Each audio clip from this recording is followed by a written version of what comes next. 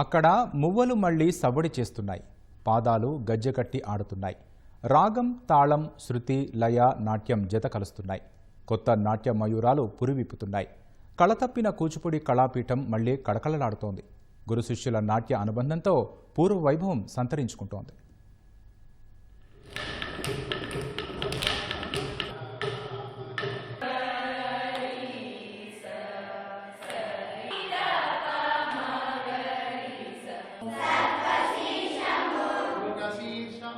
గత ఏడాది మోగబోయిన కూచిపూడి కళాపీఠం మళ్లీ విద్యార్థులు, అధ్యాపకులతో కళకళలాడుతోంది. కృష్ణా జిల్లా కూచిపూడిలోని శ్రీ సిద్ధేంద్ర యోగి కూచిపూడి కళాపీఠం ఉమ్మడి రాష్ట్రంలో హైదరాబాద్లోని పొట్టి శ్రీరాములు తెలుగు విశ్వవిద్యాలయం ఆధీనంలో ఉండేది. విభజన తర్వాత 10 ఏళ్ల పాటు నిర్వహణ పరంగా అనేక సమస్యలు ఎదుర్కొంది. 10 ఏళ్ల గడువు ముగియడంతో పొట్టి శ్రీరాములు వర్సిటీ పూర్తిగా తెలంగాణ ప్రభుత్వ పరిధిలోకి వెళ్లింది. ఫలితంగా కూచిపూడి కళాపీఠం గత ఏడాది ప్రవేశాలకు నోచుకోలేదు. నాట్యం నేర్చుకోవాలనుకునే ఔత్సాహిక విద్యార్థులు నిరుత్సాహానికి గురయ్యారు. అధికారుల విజ్ఞప్తి మేరకు కూటమి ప్రభుత్వం ఏపీలోనూ తెలుగు వర్సిటీని ఏర్పాటు చేసింది. తక్షణమే ప్రవేశాలు చేపట్టింది.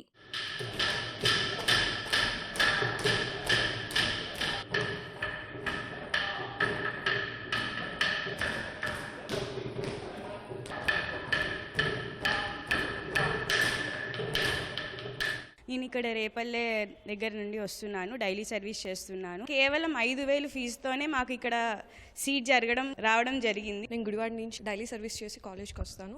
సర్టిఫికేట్ డిప్లొమాలో నేర్చుకునే విధంగా ఎంపీఏలో ఇంకా పై లెవెల్లో మనకి థియరీ, ప్రాక్టికల్, నట్టువాంగం, తాళాలు అన్ని క్లాసెస్ రెగ్యులర్గా morning 10 to evening 4:30 time table ప్రకారం జరుగుతూ ఉంటాయి. వీటితో పాటు మాకు సంగీతం మీద కూడా అవగాహన రావాలని సంగీతం క్లాసెస్ కూడా బేసిక్స్ నుంచి స్టార్ట్ అయ్యాయండి. ఫ్రీ హాస్టల్ ఫెసిలిటీ కూడా కల్పించారు. ప్రస్తుతం శ్రీ సిద్ధేంద్ర యోగి కూచిపూడి కళాపీఠంలో 4 ఏళ్ల సర్టిఫికేట్ కోర్స్, సాత్వికాభ్యానంలో డిప్లొమా కోర్సులు అందిస్తున్నారు.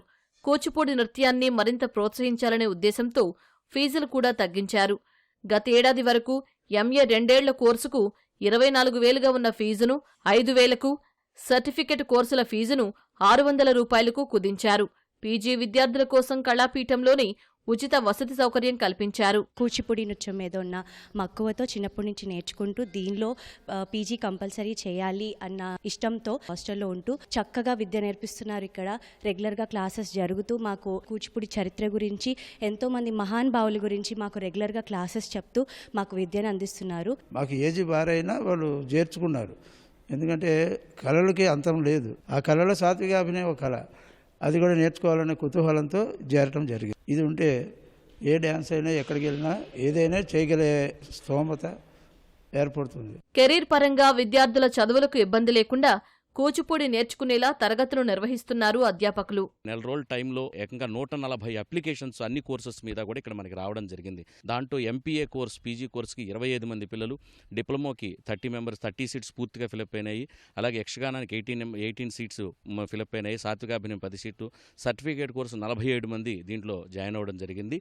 ఇక్కడ మనకి ఉదయం 8 గంటల దగ్గర నుంచి 9:30 వరకు, సాయంత్రం 4 దగ్గర నుంచి 6 వరకు క్లాసెస్ నిర్వహిస్తుంటాం. అంటే వీళ్ళు నాట్యంతో పాటు ఆ పక్కనే ఉన్న చదువు కూడా, ఎడ్యుకేషన్ కూడా సైమల్టేనియస్గా కంప్లీట్ అవుతుంటుంది.